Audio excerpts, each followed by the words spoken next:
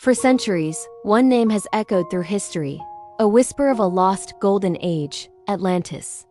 We've all heard the stories, the myths of a grand city swallowed by the sea, a cautionary tale of hubris and divine punishment. Plato, the great philosopher, first gave us this legend, a story passed down through generations. He warned us about Atlantis. But what if we misunderstood him? What if the greatest civilization the world has ever known wasn't destroyed, but was deliberately hidden, waiting for the right moment to re-emerge? What if the truth isn't at the bottom of the ocean, but buried under miles of ice at the end of the world? Today, we peel back the layers of myth and legend to explore a radical theory, that Atlantis was real.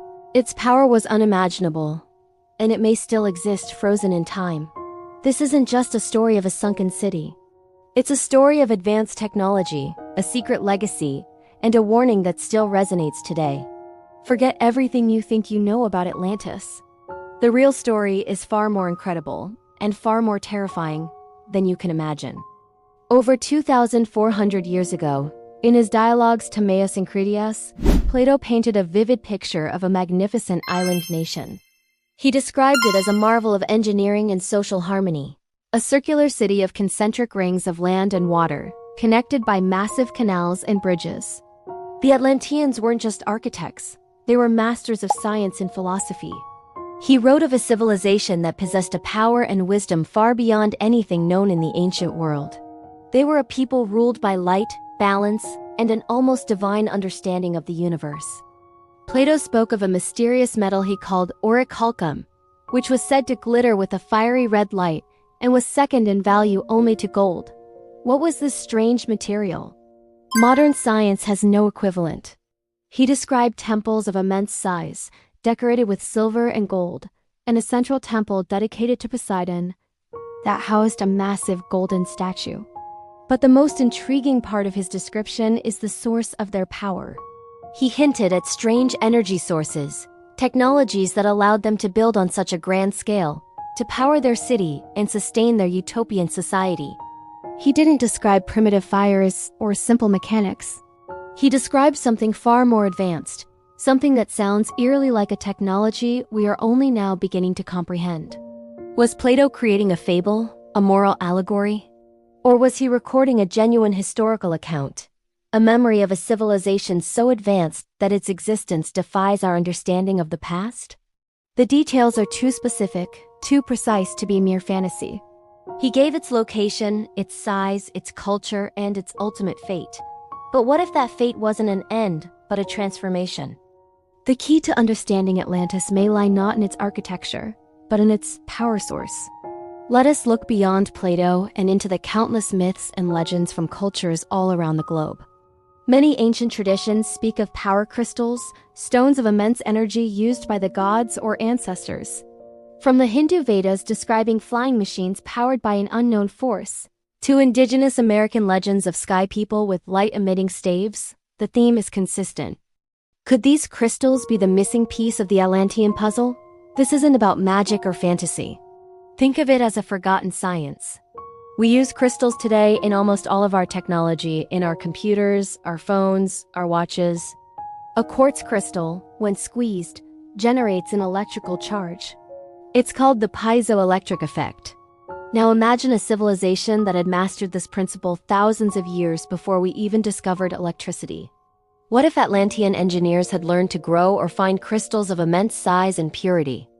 Crystals capable of absorbing, storing, and amplifying energy on a massive scale, not just from pressure, but from the sun, from the Earth's magnetic field, perhaps even from cosmic rays.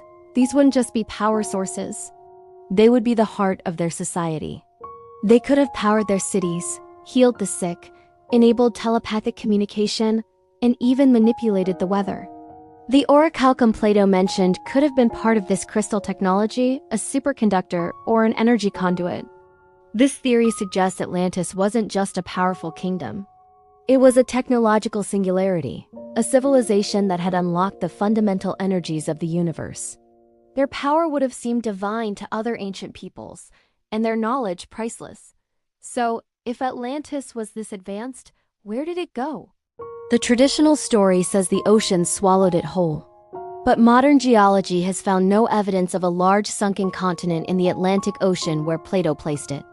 This is where our journey takes a dramatic turn south, to the most remote and mysterious continent on Earth, Antarctica. Today, Antarctica is a desolate wasteland of ice, but it wasn't always this way.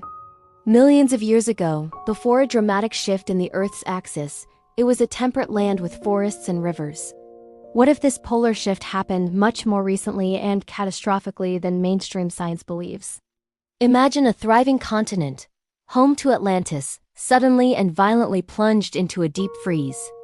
In recent years, ground-penetrating radar and satellite imaging have revealed startling anomalies beneath the Antarctic ice sheet. We've seen images of what appear to be massive, symmetrical structures, straight lines and right angles that are highly unlikely to be natural formations. Scientists have discovered vast subglacial lakes and river systems, like Lake Vostok, which has been sealed off from the world for millions of years. What secrets lie in that water? Some researchers point to ancient maps, like the Piri Reis map of 1513, which appears to show the coastline of Antarctica, but without its ice cap. How could a 16th century mapmaker know this, centuries before the continent was officially discovered? The only explanation is that he copied it from much older source maps created by a seafaring civilization with advanced knowledge of global geography. Could these be the last surviving charts from Atlantis, a final record before their world was frozen over? The theory is breathtaking. Atlantis wasn't sunk. It was flash frozen, perfectly preserved beneath a 2-mile thick shield of ice. This brings us to the ultimate question. Was Atlantis destroyed by a natural catastrophe? Or was its disappearance an intentional act? Let's consider both possibilities. The catastrophe theory is simple and brutal. A massive comet impact, a sudden pole shift, or a supervolcano eruption could have triggered global floods and a sudden ice age, burying the Atlantean continent in a geological instant. Plato himself speaks of one grievous day and night when the island vanished.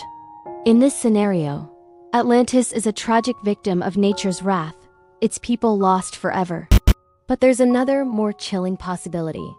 What if the Atlanteans, with their advanced understanding of cosmic cycles and geology, saw the catastrophe coming? What if their immense power was becoming too dangerous, either attracting unwanted attention from celestial forces or threatening to destroy the planet if it fell into the wrong hands? Faced with an unavoidable cataclysm, perhaps they made a choice. Not to fight, but to preserve. They could have used their crystal technology, the very power that sustained them, to create a protective energy field, a stasis bubble, sealing their city and its knowledge away from the world. They didn't sink beneath the waves.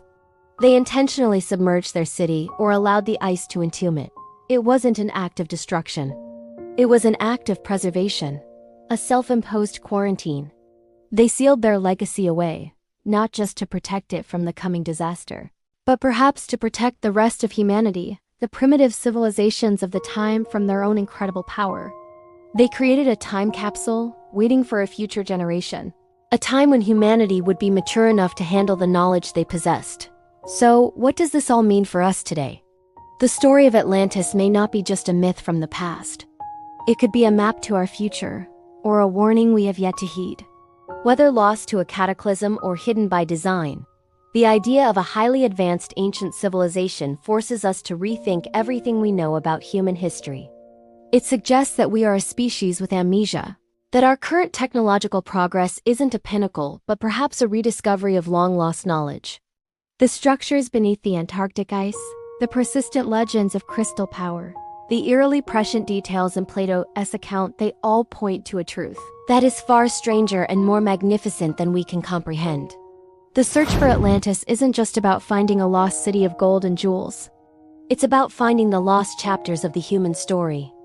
It's about understanding our true potential and our capacity for both greatness and self-destruction. The truth may not be buried in the depths of the ocean, but locked away in the frozen heart of the world's most inaccessible continent. And as the ice of Antarctica begins to melt, we may be on the verge of discovering that the greatest mystery of our past is about to become the most significant event of our future. Atlantis may not be a myth. It may be a promise or a final warning. And the truth is still buried, waiting. If you believe that history holds more secrets than we've been told, and if you are driven by the search for ancient mysteries and forgotten truths, then join our quest. Subscribe to our channel and hit the notification bell. There are many more legends to explore and many more truths to uncover. Thank you for watching.